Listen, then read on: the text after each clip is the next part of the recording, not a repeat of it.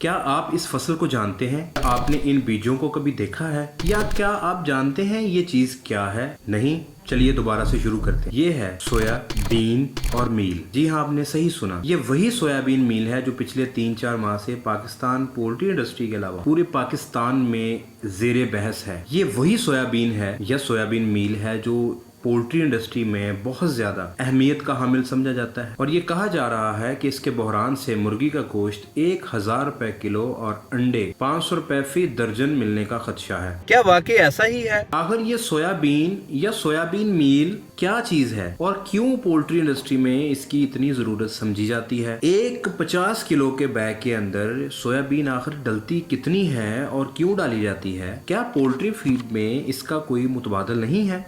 अगर इसका मुतबादल है तो वो कौन से मुतबादल हैं? और इस वक्त जो फीड का रेट इंक्रीज हो रहा है, क्या उसके पीछे सोयाबीन की कमी ही वजह है? क्या पाकिस्तान में वाकई ही सोयाबीन की कमी है?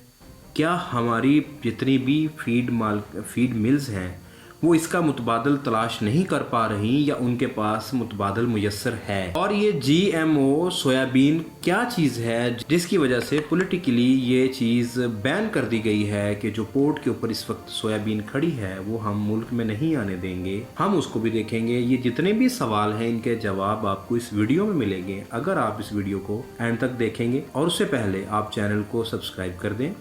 नीचे रेड कलर का बटन है सब्सक्राइब का, उसको छू लें। अस्सलाम वालेकुम, मेरा नाम है डॉक्टर कामरान। आप देख रहे हैं poultry with doctor Kamran. Soybean फसल है, उसके बीज निकलते हैं, उनको हम सोयाबीन कहते हैं। वो क्रश होते हैं, वो पाउडर फॉर्म के अंदर मुयस्सर होते हैं। अब ये जो सोयाबीन मील है ये क्या चीज़ है?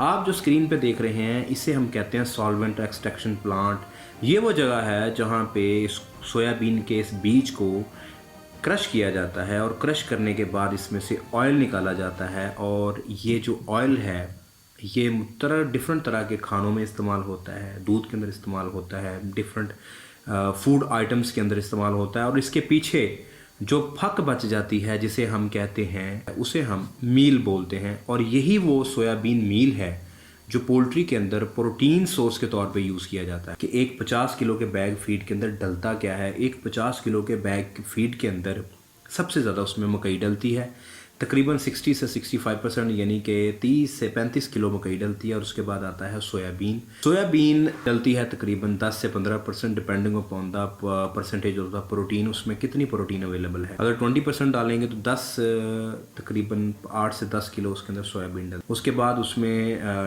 डलता है एनिमल प्रोटीन सोर्स। अलाउ तो 2 से 5% है, लेकिन इस टाइम पाकिस्तान में चूँकि शॉर्टेज है या की गई है सोयाबीन की, तो उसमें हम समझेंगे कि इस वक्त 10 से 15% APC डला जाए। इसके अलावा इसमें रैपसीड डल सकती है, इसमें कैनोला मील डल सकता है, सनफ्लावर मील डल सकता है। अब ऐसा क्या है कि हम सोयाबीन इस सोयाबीन को आज से 6 माह पहले कोई 90% फार्मर भी नहीं जानते थे। अब पूरे पाकिस्तान को पता चल गया है कि सोयाबीन फीड के अंदर डलती है। तो ये क्या है सोयाबीन और अगर हम इसको फीड में इतना ज़रूरी क्यों समझते हैं?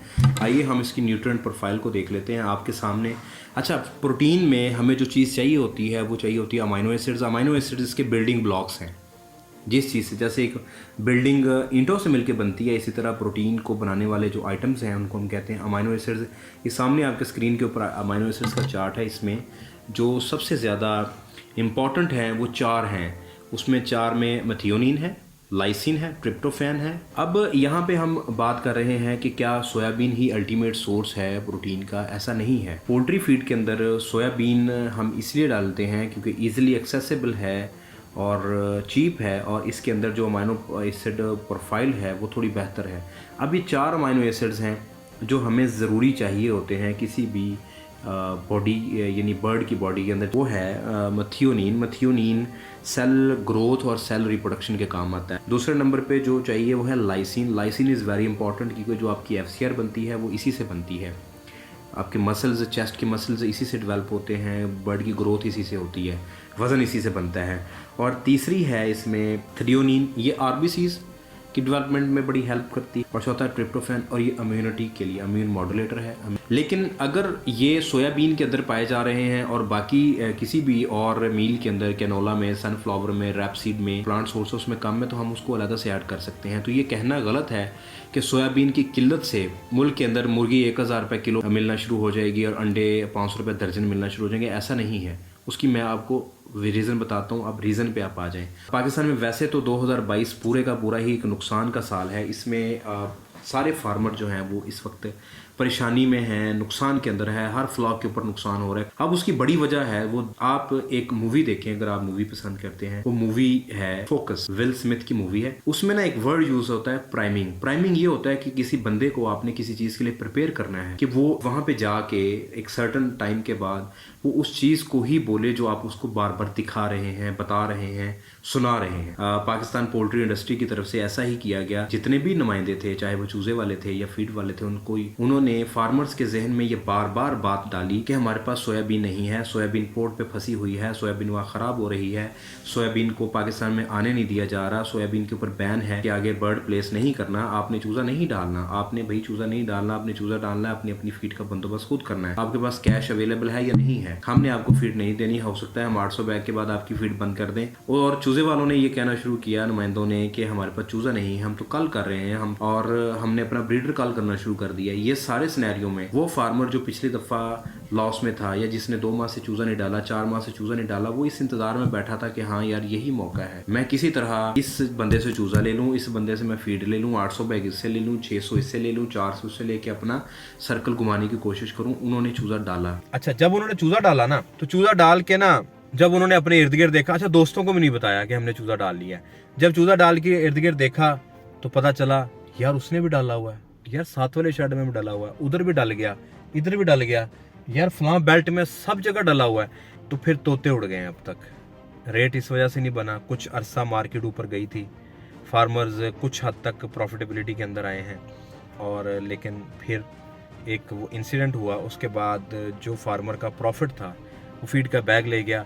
600 रुपये फीड का रेट इंक्रीज़ हुआ, उसके बाद तो फीड मालिकान ने परसेंटेज को कम कर दिया।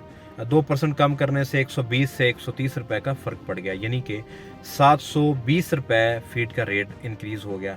2000 बैग अगर किसी शेड पे लग रहे हैं तो 14 लाख रुपए की फीड इंक्रीज़ होगी। तो अब कहने की ज़रूरत नहीं है, बताया कि कुछ और, दिखा के कुछ और मज़े की बात है फीड मिल रही है। अभी तक फीड काली आ रही है, ब्राउन आ रही है, वाइट कलर के अंदर आ रही है, नीली आ रही है, पीली आ रही है, फीड आ रही है। फीड बंद एक दिन भी नहीं हुई। सोयाबीन नहीं है, चूज़ा भी नहीं है, तो फिर चूज़ा रेट एकदम 60 रुपये भी चला जाता है। फिर चूज़ा इतना कहाँ से रहा, अगर ड्रामा हो रहा है, अगर फीड नहीं है तो फीड कहाँ से आ रही है। तो ये सब कुछ था, एक आप इसको प्री प्लान समझ लें। अच्छा, उसके साथ फिर कुदरत की तरफ से, कुदरत भी इम्तिहान ले रही है ना फार्मर्स का, क्योंकि ये सुनते नहीं है। चलो लोगों के साथ ना सही, अपने साथ भलाई कर लें। तो क्या हुआ, वो कंटेनर्स फंसे हुए हैं, वो कंटेनर्स का इशू शुरू हो गया। अब वो कंटेनर्स इसलिए फंसे हुए हैं क्योंकि एलसीज ओपन नहीं हो रही, आपके बैंक्स के पास डॉलर्स नहीं है, आपके मुल्क के पास पैसा नहीं है। अगर वो पैसा वो एलसीज खोलेंगे तो यकदम डॉलर जाएगा बाहर, डॉलर 300 क्रॉस कर जाएगा। जैसे ही 300 क्रॉस करेगा आपके पैसे की वर्थ खत्म हो जाएगी, आप बैंकरप्ट हो जाएंगे, जो कि आप 90% हुए पड़े हैं। एलसीज के ओपन होने का जो सारे का सारा जवाब है वो इस चीज़ पर डाल दिया कि जीएम या जीएमओ सोयाबीन है, ये जीएमओ सोयाबीन की वजह से हम इसकी एलसीज नहीं खोल रहे, हम इजाज़त नहीं दे रहे। जितने लोग भी ये पॉलिसी मेकर्स बैठे हैं, उनको तो इसका मतलब भी पता नहीं होना। जेनेटिकली मॉडिफाइड्स फूड्स जो होती हैं उनको जीएमओ कहा जाता है।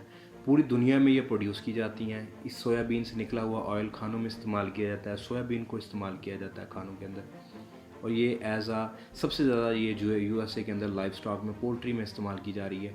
हमने भी तो पोल्ट्री में उसको इस्तेमाल करना है। पाकिस्तान में जस्ट एक पॉलिटिकली एजेंडे के तौर के ऊपर इसको खामखा से ही इस स्टॉक को रोका गया है, और कोई वजह नहीं है। हमारे इस मुल्क की एक इंडस्ट्री थी जिसके अंदर लोग कुछ ना कुछ हद तक खुशहाल थे, उसको भी बर्बाद करके रख दिया। ठीक हो गया। इस मुल्क में एक तो एजुकेशन की कमी है। चूज़ा चिकन आज तक इतना कुछ पिटने के बावजूद मुझे 9 साल पोल्ट्री मार्केट के अंदर हो गए हैं। मैंने 9 साल में 90,000 लोगों को बताया होगा कि यार चिकन एक हेल्दी चीज़ है, चिकन हेल्दी है, लेकिन फिर भी कोई ना कोई वीडियो आ जाती है, फलां वायरस आ गया, फलां मुर्गियाँ मर गई, इसको खाने से कैंसर पैदा होता है, इसको खाने से बच्चों की मूंछें जल्दी निकल रही हैं। भाई जो दूध आप पी रहे हैं ऑक्सीटोसिन टीके के साथ लगा के जो दूध आपको पिलाया जा रहा है उसके ऊपर कोई बात नहीं होती। ले दे के एक पोल्ट्री इंडस्ट्री रह गई है, उसके ऊपर सारे चढ़ दौड़ते हैं। आए जी क्यों 400 रुपये, यहाँ 350 रुपये फट्टे के ऊपर रेट लगता है, 400 रुपये लगता है, ख़त्म हो जाता है, बाइंग कैपेसिटी डाउन हो जाती है, ठीक हो गया। और उसका सरासर कसूर ये होता है कि जी ओ यार आप तो 400 रुपये बेच रहे हैं मुर्गी। ओ भाई हम नहीं बेच रहे 400 रुपये, फट्टे पे 400 रुपये बिक रहा है। फार्मर तो बेचारा रात भी 220 रुपये में बेच के सोया है, 220 रुपये, जबकि उसकी कॉस्ट 250 रुपये 260 रुपये है, और उसके बाद 40 रुपये उसने नुकसान किया है। 60,000 केजी वजन में 24 लाख रुपए का नुकसान किया है। ये 220 रुपये में गाड़ियाँ उठाती हैं, गाड़ियों का मार्जिन है। फिर जो मुर्गी वहाँ फार्म पे बिकती है उसके अंदर अंतड़ियाँ, पोटा, उसकी हड्डियाँ, पंजे, हर चीज़ शामिल की जाती है, इसलिए वो 220 रुपये किलो बिकती है। लेकिन फार्म जब आपको साफ़ करके गोश्त मिलता है तो उसका रेट 350 से 400 रुपये डिसाइड होता है, वो रेट फार्म पे नहीं है। इस वक्त वैसे अगर फार्म का रेट 350 रुपये हो तो फिर वारे में है, अदरवाइज़ तो पोल्ट्री वारे में नहीं है। पोल्ट्री जैसे ही फार्मर पैसे कमाने लगता है खबरें आना शुरू हो जाती हैं, ओ हो बस अब तो रेट बढ़ा दें, चूज़ा महंगा हो जाता है, फीड महंगी हो जाती है, मेडिसिन महंगी हो जाती है। तो मेरे फार्मर भाई ये आपने सोचना है, आपने प्लान करना है। मैं तो पिछली वीडियो में भी ये मशवरा दे के थक गया था, लेकिन उसके बाद बहुत अच्छे डॉक्टर भी हैं फीड के जो इस वक्त समझा रहे हैं फार्मर्स को कि आप प्लेस ना करें, लेकिन वो ऐसा होता है कि अगले दिन पता चलता है उन्होंने चूज़ा प्लेस कर लिया और फीड कोई और ले ली है। तो ये मामलात हैं। पाकिस्तान पे अल्लाह रहम करे, हम एक बैंकरप्सी की तरफ जा रहे हैं। इंशाल्लाह हम बैंकरप्ट नहीं होंगे। अल्लाह ताला बड़ा बेनियाज़ है। जो इस वक्त साजिशें चल रही हैं हमारे मुल्क के ऊपर कब्ज़े की, वो इंशाल्लाह पूरी नहीं होंगी।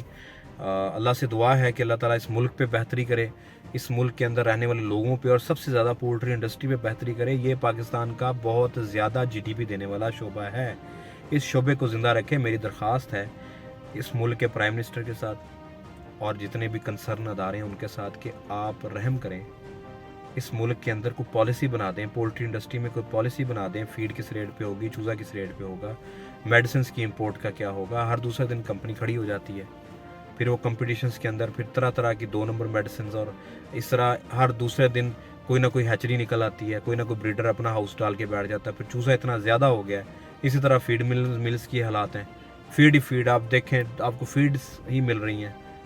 तो ये इस सिनेरियो में जब कोई एक अच्छी कंपनी ये डिसाइड करती है कि मैंने फीड नहीं देनी, तो फिर कोई ना कोई पीछे खड़ा होता है उस फार्मर को फीड देने के लिए, कोई ना कोई खड़ा होता है चूज़ा देने के लिए, कोई ना कोई खड़ा होता है मेडिसिन देने के लिए। इस सूरत में फार्मर्स हजरात नहीं टिकते, चूज़ा डाल लेते हैं। तो आप भाइयों से रिक्वेस्ट है अपने मामलात को देख के चलें और साल के अंदर कम से कम फ्लॉक प्लेस करें, ठीक है। अच्छी क्वालिटी की फीड डालें, अच्छी क्वालिटी की मेडिसिन, अच्छी क्वालिटी का चूज़ा डालें। अल्लाह ताला आप सबका हामी नासर हो। अगर आपके नज़दीक कोई सजेशन हो तो आप मुझे कमेंट सेक्शन में बता सकते हैं। अपनी दुआओं में याद रखिएगा। अगली वीडियो तक के लिए अल्लाह हाफिज़।